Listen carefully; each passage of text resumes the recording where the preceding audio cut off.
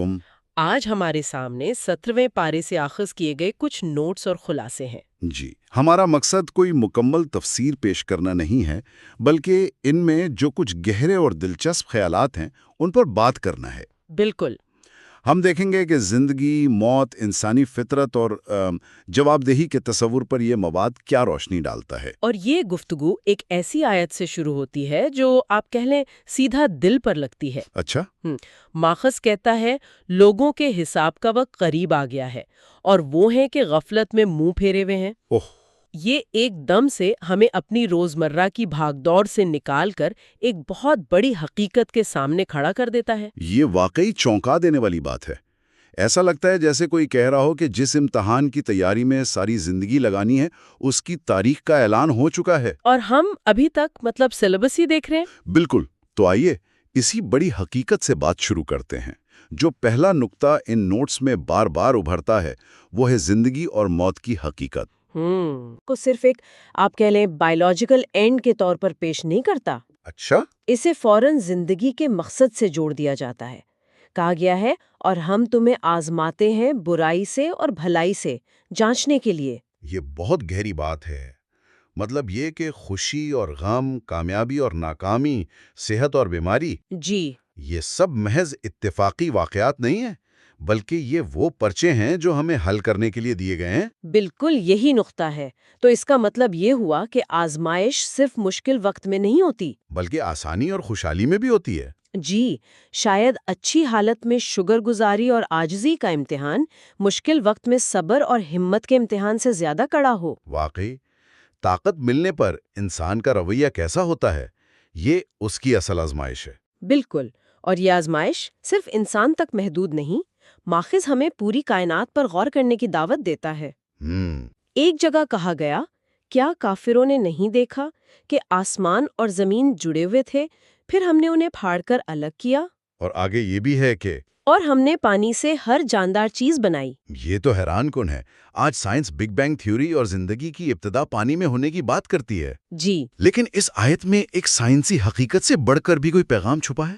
میرے خیال میں اس کا گہرا پیغام یہ ہے کہ جس ہستی نے اتنی بڑی کائنات کو ایک اصول کے تحت بنایا ہے، وہ انسان کو بے مقصد تو پیدا نہیں کر سکتی نا۔ صحیح۔ یہ کائنات کی ترتیب دراصل ہماری زندگی کی معنویت کی دلیل ہے، اور اسی عظیم کائنات کے اندر جب ہم انسان کی فطرت کو دیکھتے ہیں تو ہمیں اپنی حقیقت کا اندازہ ہوتا ہے۔ ماخذ کہتا ہے انسان جلد باز پیدا کیا گیا ہے۔ یہ تو آج کے انسٹنٹ گریٹیفیکیشن کلچر کی بہترین عکاسی ہے نا۔ بالکل۔ ہمیں اپنی ای میل کا جواب فوراً چاہیے، کھانا 2 منٹ میں ڈیلیور ہونا چاہیے، اور کامیابی وہ تو راتوں رات مل جانی چاہیے۔ یہ آیت تو جیسے سیدھا ہم سے بات کر رہی ہے۔ جی، اور یہ جلد بازی ہی تو ہے جو ہمیں اکثر غلط فیصلوں پر مجبور کرتی ہے۔ صحیح۔ اور اسی انسانی فطرت کا دوسرا کنارہ بھی دکھایا گیا ہے۔ عمر کے آخری حصے کا ذکر ہے کہ کچھ لوگوں کو ایسی عمر تک پہنچا دیا جاتا ہے کہ سب کچھ جاننے کے بعد وہ کچھ نہیں جانتے۔ ایک وقت تھا کہ وہ اپنے علم، تجربے، طاقت پر فخر کرتے تھے، اور پھر ایک وقت آتا ہے کہ وہ چھوٹی چھوٹی باتیں بھی بھول جاتے ہیں۔ یہ تو انسانی علم اور طاقت کی محدودیت کی بہت بڑی یاد دہانی ہے۔ یہ ہمیں بتاتا ہے کہ جس چیز پر ہم اتنا غرور کرتے ہیں وہ کتنی عارضی ہے۔ جی، تو اگر انسان اتنا کمزور، جلد باز اور فانی ہے تو پھر اس کی رہنمائی کا کیا انتظام کیا گیا؟ میرے خیال میں یہیں سے انبیاء کا ذکر شروع ہوتا ہے۔ آپ نے بالکل صحیح جوڑا۔ ان تمام نقاط، موت کی حقیقت، زندگی کا امتحان اور انسانی کمزوری کا منطقی نتیجہ یہی ہے کہ انسان کو ایک خالق کی طرف سے رہنمائی کی ضرورت ہے۔ ٹھیک۔ اور ان ذرائع میں اس بات پر بہت زور دیا گیا ہے کہ یہ رہنمائی کوئی بکھری ہوئی چیز نہیں تھی، بلکہ تمام پیغمبر ایک ہی پیغام لے کر آئے۔ یہ بہت دلچسپ نکتہ ہے، کیونکہ عام طور پر لوگ مختلف مذاہب کو الگ الگ، یہاں تک کہ ایک دوسرے کی ضد سمجھتے ہیں۔ جی، لیکن کیا یہ ماخذ یہ کہہ رہا ہے کہ ان سب کی بنیاد ایک ہی تھی؟ یہی تو مرکزی خیال ہے۔ ماخذ واضح کرتا ہے کہ پیغمبر کوئی مافوق الفطرت مخلوق نہیں تھے۔ کہا گیا، آپ سے پہلے ہم نے جتنے بھی رسول بھیجے وہ سب مرد ہی تھے، وہ کھانا بھی کھاتے تھے اور ہمیشہ رہنے والے بھی نہ تھے۔ مقصد یہ تھا کہ وہ ہمارے لیے ایک عملی نمونہ بن سکے۔ بالکل، ان کا اصل معجزہ ان کی شخصیت سے زیادہ وہ پیغام تھا جو وہ لائے تھے۔ اور وہ پیغام کیا تھا؟ ایک سیدھا اور واضح پیغام، اللہ کے سوا کوئی معبود نہیں، بس اسی کی عبادت کرو۔ توحید کا یہ اصول ہر نبی کی تعلیم کا مرکز تھا۔ ٹھیک۔ اور ایک اور حیران کن بات جو ان نوٹس میں ملتی ہے وہ یہ ہے کہ تمام انبیاء کی امتوں کا نام مسلمان ہی تھا۔ ایک منٹ، اس کا کیا مطلب ہوا؟ مسلمان کا لفظی مطلب ہے فرما بردار یا سر تسلیم خم کرنے والا۔ اچھا۔ تو اس نظریے کے مطابق ہر وہ شخص جس نے اپنے دور میں اللہ کے نبی کی بات مانی اور اللہ کے آگے سر جھکایا وہ مسلمان تھا۔ یہ تصور تو ہمیں مذہبی تاریخ کو ایک بہت وسیع تناظر میں دیکھنے پر مجبور کرتا ہے۔ جی، یہ ایک ہی خاندان کی کہانی ہے جو حضرت آدم سے شروع ہو کر آخری نبی صلی اللہ علیہ وسلم تک پہنچتی ہے۔ یہ تو تاریخ کو دیکھنے کا بالکل نیا زاویہ ہے۔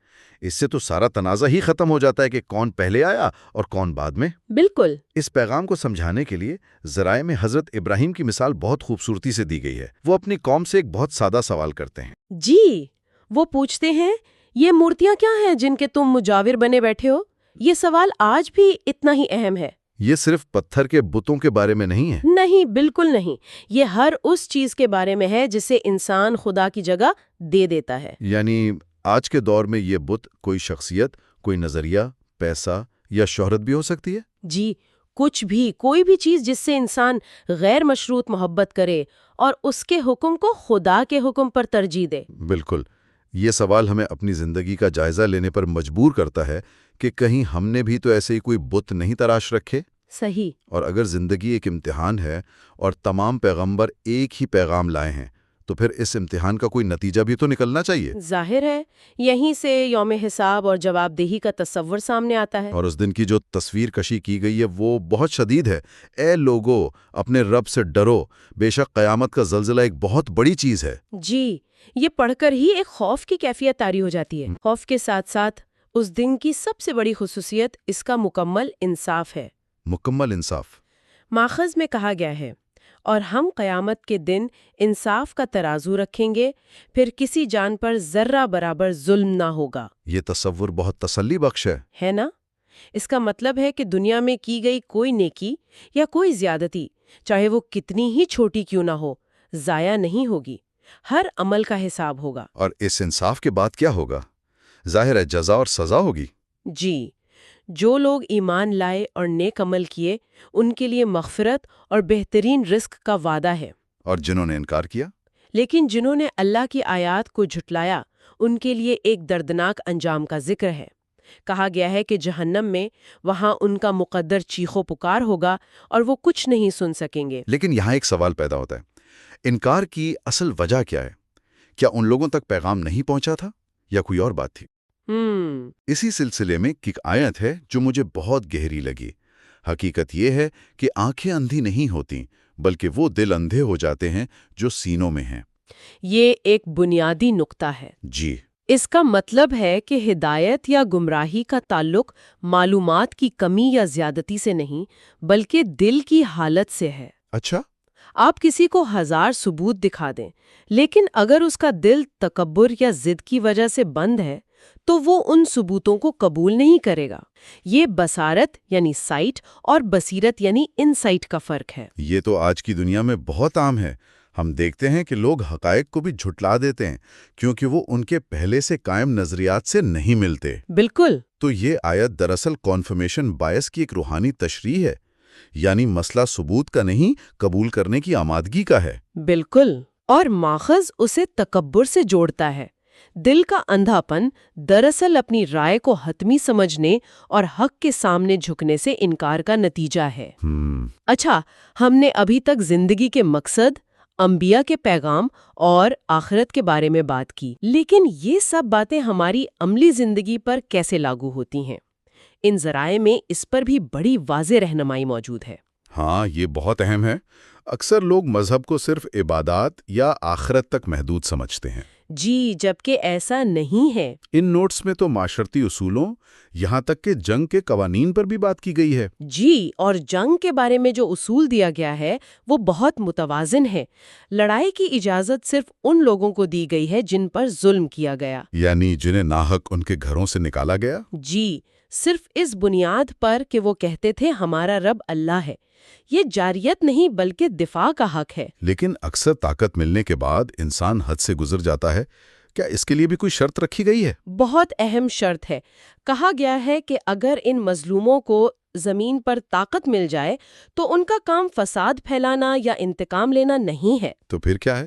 بلکہ ان کی ذمہ داری یہ ہے کہ وہ نماز قائم کریں، زکوٰۃ دیں، نیکی کا حکم دیں اور برائی سے روکیں۔ یعنی طاقت کا مقصد ایک صالح اور انصاف پر مبنی معاشرہ قائم کرنا ہے۔ بالکل، ذاتی بدلہ نہیں ہے۔ تو طاقت کا مقصد اصلاح ہے، انتقام نہیں۔ جی، یہ اصول تو صرف جنگ تک محدود نہیں، ہماری عبادات کی روح پر بھی لاگو ہوتا ہے۔ مجھے قربانی کی مثال یاد آ رہی ہے۔ کیا خوبصورت مثال ہے۔ قربانی ایک بہت بڑی عبادت ہے، لیکن ماخذ اس کی اصل روح کو واضح کرتا ہے۔ جی، اللہ کو نہ ان جانوروں کا گوشت پہنچتا ہے اور نہ ان کا خون، بلکہ اسے تمہارا تقویٰ پہنچتا ہے۔ یہ تو ایک انقلابی تصور ہے۔ اس کا مطلب ہے کہ اللہ کو ہماری رسومات کی ظاہری شکل سے غرض نہیں، بلکہ اس نیت، اس خلوص، اس پرہیزگاری سے غرض ہے جو ان اعمال کے پیچھے۔ عمل کی روح اس کی ظاہری شکل سے کہیں زیادہ اہم ہے۔ بالکل، یہ ہمیں ریاکاری سے بچاتا ہے اور ہر عمل کو خالصتاً اللہ کے لیے کرنے کی ترغیب دیتا ہے۔ صحیح۔ اسی طرح علمی اور فکری معاملات میں بھی رہنمائی ہیں۔ ان لوگوں کی سخت مذمت کی گئی ہے جو علم کے بغیر اللہ کے بارے میں بحث کرتے ہیں اور دوسروں کو بھی گمراہ کرتے ہیں۔ جی، یہ تو آج کے سوشل میڈیا کے دور کے لیے بہت اہم اصول ہے، جہاں ہر کوئی ہر موضوع پر ماہر بنا پھرتا ہے۔